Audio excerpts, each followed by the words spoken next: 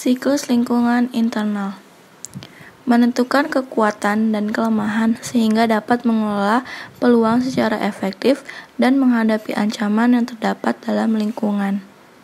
Selanjutnya, hal-hal yang berkaitan dengan lingkungan internal yaitu yang pertama, SDM yang terdiri dari A. Kompetensi, yaitu memiliki SDM yang memiliki kompetensi atau kemampuan yang memenuhi syarat-syarat rekrutmen. Yang B. Placement, yaitu SDM yang berkompeten ditempatkan sesuai dengan keinginan dan kemampuannya dengan syarat memiliki kepribadian yang sesuai. Yang C, yaitu kenaikan jabatan bagi SDM yang berkompeten dan memiliki prestasi yang baik. Yang kedua, kebijakan yang terdiri dari A. Visi dan misi. Dengan adanya visi dan misi akan membuat perusahaan mengetahui apa yang harus dilakukannya untuk mencapai tujuan dalam visi dan misi yang telah ditentukan. Yang D. Aturan-aturan, yaitu segala aturan yang digunakan untuk dapat menjalankan visi dan misi perusahaan. Apa yang boleh dan tidak boleh dilakukan untuk mencapai target. Yang ketiga, kepemimpinan, terdiri dari A. Kepemimpinan sentralisasi, yaitu gaya kepemimpinan yang dilakukan karyawan berdasarkan keputusan dari pemimpin. Yang B. Kepemimpinan lepas tangan, yaitu pemimpin menyerahkan semua pekerjaannya kepada karyawan dengan tetap melaksanakan fungsi manajemen seperti controlling untuk mengawasi dan mengontrol para karyawan dan setelahnya melakukan evaluasi atas pekerjaan karyawan. Yang C.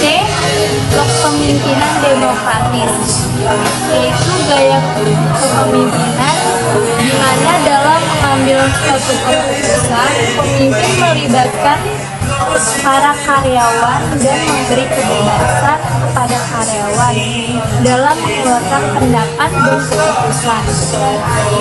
Yang D. Kepemimpinan berorientasi pada tugas, yaitu dalam pelaksanaannya lebih menekankan pada tugas-tugas yang harus dikerjakan. Yang terakhir, kepemimpinan yang people oriented, yaitu pemimpin yang selalu memperhatikan dan memberikan semangat kepada karyawan. Pada dasarnya ada dua pendekatan yang digunakan dalam mengidentifikasi dan menilai faktor-faktor internal, yaitu 1. Pendekatan fungsi. Pendekatan fungsi adalah upaya dalam mengidentifikasi dan menilai faktor-faktor internal yang mencakup kemampuan, keterbatasan, dan ciri-ciri perusahaan yang dapat dikategorikan pada A. Posisi pasar, yaitu perusahaan didirikan dan dikelola dengan maksud untuk menghasilkan suatu produk baik barang maupun jasa. B. Keuangan. C. Produksi atau aspek operasional perusahaan. D. Sumber daya manusia. E. Struktur organisasi dan manajemen. Lingkungan internal dianalisis kekuatan dan kelemahannya. Dilihat dari A. Lingkungan internal dianalisis kekuatan dan kelemahannya. Dilihat dari 1. Sumber daya atau resource. Misalnya sumber daya alam, sumber daya manusia, sumber daya keuangan, sumber daya sosial budaya, dan sebagainya. 3. Kinerja. Misalnya hasil-hasil dari proses pembangunan sampai dengan saat ini, perkembangan kota, dan sebagainya. Analisis ini akan berjalan lebih lancar jika memanfaatkan sistem informasi manajemen. Pendekatan analisis rincian operasional.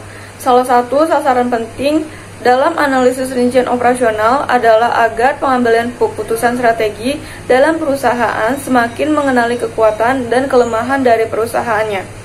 Dengan analisis rincian operasional akan mengakibatkan pada nilai tambah bagi perusahaan.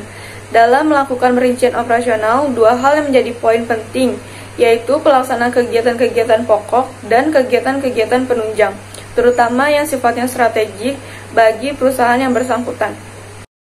Analisis lingkungan internal Menurut Heri Ahmad Bukhori dan Jaslim Saladin, proses analisis lingkungan internal penting dilakukan oleh perencana strategi dengan urutan sebagai berikut. Pertama, menganalisis hubungan antara strategi perusahaan dan tanggapan terhadap lingkungan, yang dapat dipakai sebagai landasan untuk membandingkan strategi yang sedang berjalan dengan strategi yang potensial yang akan datang. 2. Menganalisis kecenderungan faktor dan masalah utama yang diperkirakan mempunyai dampak penting terhadap perumusan strategi. Ketiga, mencoba meramalkan kemungkinan yang akan terjadi pada masa yang akan datang terhadap lingkungan.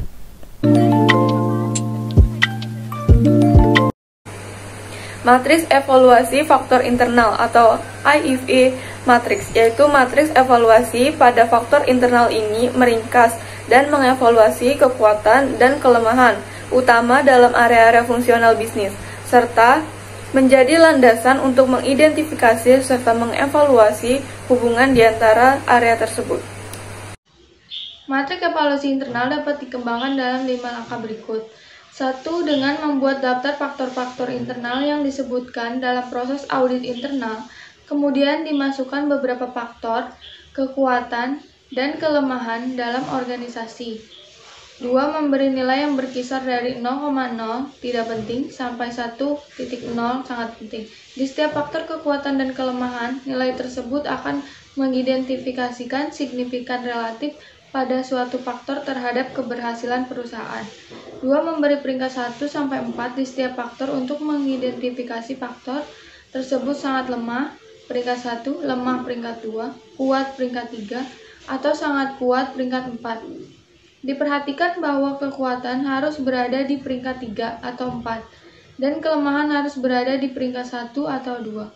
Karena itu, peringkat akan berbasis internal dari perusahaan itu sendiri. 4. Mengalihkan nilai dari setiap faktor dengan peringkatnya A untuk menentukan skor nilai pada masing-masing indikator. 5. Menjumlahkan skor nilai untuk setiap indikator untuk menentukan skor nilai total organisasi. Penilaian terhadap faktor-faktor internal dilakukan untuk mengetahui peubah yang menjadi kekuatan dan kelemahan bagi perusahaan. Sama halnya dengan metrik evaluasi faktor eksternal. Penilaian faktor internal bertujuan untuk mengenali peubah kunci lingkungan internal perusahaan yang menawarkan respon yang dapat dilakukan.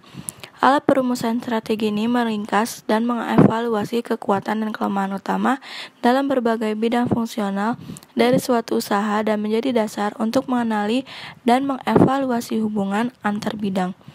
Dalam melakukan penilaian dilakukan pembobotan dan scoring terhadap faktor-faktor internal perusahaan yang selanjutnya dapat diketahui faktor tersebut menjadi kelemahan atau kekuatan perusahaan dan juga faktor yang paling berpengaruh dalam menentukan keberhasilan perusahaan.